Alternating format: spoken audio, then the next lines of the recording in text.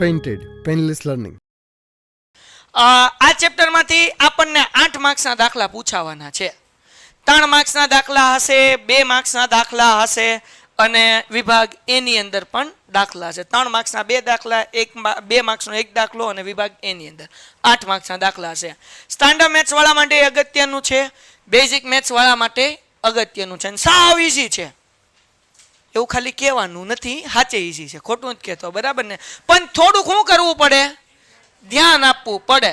Weight skip નહીં કરતા, તમારા ફાયદાની વાત છે. ધોરણ 10 ની અંદર આવ્યા છો, બોર્ડની પરીક્ષા આપવાની છે, જોરદાર રિઝલ્ટ લાવવું છે, તો પેન્ટેડ એપ્લિકેશન ડાઉનલોડ કરો અને ચેમ્પિયન બેચ લોન્ચ થઈ ગઈ છે. ચેમ્પિયન વિદ્યાર્થી સાથે ભળી જાઓ. આ લાઈવ લેક્ચરની અંદર ગણિત, વિજ્ઞાન, સમાજ, ઇંગ્લિશ, ગુજરાતી બધુંય ભણાવીએ છીએ. અનમ્યુટ કરીને ઘરેથી બોલીને ડાઉટ પૂછી શકો અમારા લાઈવ લેક્ચરમાં. અને તમારે ટ્રાય કરવી છે, ખાલી 300 રૂપિયા આપીને મહિનો દિવસ ટ્રાય કરો ને પછી મજા આવે તો આગળ જોડાવો. તમે એમ કહો સાહેબ તમારું રિઝલ્ટ આ છે, મારી પાછળ રિઝલ્ટના ફોટા જોઈ લો અમારા ટોપર્સ, અને તમે ચેમ્પિયન બનવા માંગતા હો, ચેમ્પિયન બેચ સાથે જોડાઓ. Good bye. હવે અહીંયા જુઓ જરાક, જાગોસ બધાય. હવે આ ચેપ્ટરની અંદર 7.1 માં અંતરનું સૂત્ર આવશે. તો હવે અંતરનું સૂત્ર છે. શું સૂત્ર છે? ધ્યાન રાખો. માનો કે આપણને 2 કૌંસ આપ્યા, એક આપ્યો A અને બીજો કૌંસ આપ્યો છે B. આપણને 7.1 શરૂ થઈ ગયું. શું કીધું? નીચે આપેલા બિંદુઓની જોડ વચ્ચેનું અંતર શોધો. તો હવે જુઓ, અંતર શોધવાનું સૂત્ર છે, ધ્યાન રાખજો. AB બરાબર વર્ગમૂળમાં x માઇનસ x વત્તા y માઇનસ y. હવે સમજો સાહેબ, x2 માઇનસ x1 આવે, y2 માઇનસ y1 આવે, તો યાદ રાખો અંતરના સૂત્રમાં x2 માઇનસ x1 લખો કે x1 માઇનસ x2 લખો, જવાબ સરખો જ આવશે. y1 માઇનસ y2 કરો કે y2 માઇનસ y1 કરો, જવાબ કેવો આવશે? કાંઈ ફેર પડે નહીં, બરાબર ને? કેમ નો ફેર પડે? તો જો અહીંયા હું વર્ગ કરતા ભૂલી ગયો, સોરી. x2 માઇનસ x1 નો વર્ગ કરો અથવા x1 માઇનસ x2 નો વર્ગ કરો. એટલે માનો કે -5 હોય એનો વર્ગ કરો કે 5 નો વર્ગ કરો. -5 નો વર્ગ 25, 5 નો વર્ગ 25. એટલે તમે કોઈ પણ સંખ્યાનો વર્ગ કરશો એ જવાબ માઇનસમાં આવે કે પ્લસમાં આવે, જવાબ કેવો આવે? કાંઈ ફેર પડે નહીં. તો સૂત્ર તમારે એવું નહીં યાદ રાખવાનું કે x2 minus x1 y2 minus y1, એવું નહીં યાદ રાખવાનું. ખાલી એટલું જ યાદ રાખવાનું, x માઇનસ x અને y માઇનસ y એનો વર્ગ. હું યાદ રાખવાનું? x માઇનસ x એનો વર્ગ વત્તા y માઇનસ. હવે એનું કારણ શું? આવું સૂત્ર યાદ રાખવાથી ફાયદો શું થાય? તો મોટા દાખલા હોય ને એમાં સૂત્ર નહીં મૂકવાનું, ડાયરેક્ટ રકમ મૂકીને દાખલો કરી નાખવાનો. પણ મગજમાં હોય x માઇનસ x કરવાનું છે અને y માઇનસ y કરવાનું છે, તો વાંધો આવે નહીં. હવે સવાલ એ થાય કે કોને x કહેવાય ને કોને y કહેવાય? તો કે ભાઈ અલ્પવિરામની આગળ હોય એને x કહેવાય, અલ્પવિરામની પાછળ હોય એને. તો જગતની માલિપા 2 આપ્યું તો x કહેવાય કે y કહેવાય? કેમ? કારણ કે અલ્પવિરામની પછી 3 છે એવું છે, એમ અહીંયા 4 છે એવું છે, 1 છે એવું છે. તો કાંઈ નહીં મારા મિત્રો, આનું અંતર ગોતવાનું કીધું, અંતરનું સૂત્ર આપણે મૂકી દીધું. હવે તમારે x1 કેવું હોય કદાચ, તો પેલું કાઉન્સ છે એમાં x1 અને y1 અને બીજું કાઉન્સ છે અહીંયા x2 અને આ તો તમારે સમજવા માટે. બાકી આપણે x જ લખશું અને y જ લખશું, એટલે લાંબી કાંઈ માથાકૂટ નહીં. પણ તમારે લખવું હોય તો 1 2 લખો યા 2 1 લખો, કાંઈ ફેર પડે નહીં. હાલો, એટલે તમારે એટલું યાદ રાખવાનું કે x માંથી x માઇનસ કરવાનું છે અને y માંથી. ઓકે, ચલો ભાઈ, પેલા કાઉન્સનો x કોણ છે?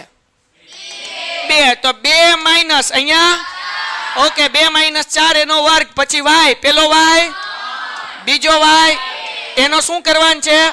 વર્ગ. સૂત્ર એક વખત બોલી જઈએ, x માઇનસ x નો વર્ગ વત્તા.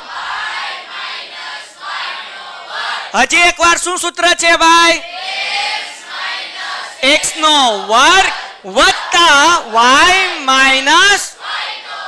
અને જગતની માલિપા બેઠેલા નાના છોકરાને ખબર પડે કે 2 માંથી 4 જાય તો જવાબ -2 આવે. શું આવે? વચ્ચે ઓછે ઓછા, 4 માંથી 2 જાય એટલે 2, પણ કેવા? માઇનસ. એનો વર્ગ વત્તા, અલબાઈ મોટું થઈ જા, 3 માંથી 1 જાય એટલે એનોય વર્ગ. હા કે ના? તો 2 નો વર્ગ કેટલો થાય? 2 નો વર્ગ કેટલો થાય? 4 ને 4 કેટલા થાય? હાલો હવે આને આપણે રૂટ કાઢવાનું છે. તો 8 ને આમ લખીએ કઈ 4 દુ 8. તો 4 નું વર્ગમૂળ કેટલું નીકળે? 2. પણ આ 2 નું વર્ગમૂળ નીકળે? નો નીકળે. એટલે 2√2. ટપો પડી ગયો. શું જવાબ આવ્યો? સમજાઈ ગયું બધાને? આવો દાખલો 2 માર્ક્સ નો પૂછાય. આવડે? પાક્કા 1 માર્ક્સ એ કોઈનો જાવો જોઈએ. હાલ આ દાખલો લખાઈ ગયો ને બધાને? નેક્સ્ટ સમ માં જઈએ. ચલો સેકન્ડ સમ. આપણને કાઉન્સ આપ્યા, નામ ન આપ્યા એટલે ગયા વખતે એ બી આપ્યું, તો આ વખતે પી નામ આપીએ. -5 અને 7 અને બીજા કાઉન્સને નામ આપી દઈએ ક્યુ -1 અને 3. હાલો હવે સૂત્ર મૂકીએ પાછું પી ક્યુ બરાબર અંડર રૂટ. શું સૂત્ર હતું ભાઈ? x માઇનસ x નો વર્ગ વત્તા. ઓકે હવે એક ભાઈ સવાલ હમણાં એવો પૂછ્યો કે સર આ અહીંયા x1 અને x2 લખીએ તોય વર્ગ મૂકવાનો. વર્ગ તો મૂકવાનો જ તે. x1 અને x2 શું દેખાડે છે? x1 એટલે પહેલા કાઉન્સનો x, x2 એટલે શું દેખાડે? બીજા કાઉન્સનો x. સમજાણું કે નહીં? વર્ગને એને કાંઈ લેવા દેવા નથી. એટલે આપણે 1 2 1 2 મૂકતા જ જઈએ, અથવા 2 1 2 1 જેને જે મૂકવું મૂકે, કાંઈ વાંધો નથી. પણ 1 2 મૂકો તો પેલો x પહેલા મૂકવાનું, પછીનો x પછી. પણ 2 અને 1 મૂકો આમ x2 અને x1 તો પહેલા x2 મૂકવાનું, પછી શું મૂકવાનું? x1. હાલો બધા બોલો સૂત્ર શું છે ભાઈ? એક મિનિટ આપણે 1 2 હમણાં ભૂલી જાઓ. આપણે x1 અને x2 મૂકતા જ નથી. ડાયરેક્ટ સૂત્ર હું લખીએ છીએ ભાઈ? x માઇનસ x એનો વર્ગ y માઇનસ y નો. હાલો ક્લિયર થઈ ગયું? બોલો x પેલો x કેટલો છે? એટલે -5. હવે ધ્યાન રાખજો. હવે બીજો x કેટલો છે? માઇનસ છે. કેવો છે ભાઈ? એટલે કાઉન્સમાં મૂકવાનું. કેમાં મૂકવાનું? એટલે જુઓ પેલા x હતો એટલે -5 મૂક્યો. સૂત્રમાં માઇનસ હતી એટલે માઇનસ નિશાની. બીજો x કેટલો છે? -1 એટલે -1 મૂકી દીધો. ક્લિયર થઈ ગયું? હવે આપણે y મૂકીએ. હાલો y કેટલા? આનો વર્ગ કરી નાખો ભૂલાઈ ગયું. હાલો અહીંયા ધ્યાન રાખો. y કેટલો છે? 7. બીજો y કેટલો છે? એનો શું કરવાનું છે? વર્ગ. મને આવડતું નથી, જરાક શીખવાડજો. શું કરવાનું પેલા? ધ્યાન રાખો. આ કાઉન્સમાં -5 એમ ઓ છે પછી કોઈ ડાઉટ નહીં પૂછતા, હજી સમજી લેજો. ઓ છે 1 નો વર્ગ ઓછા.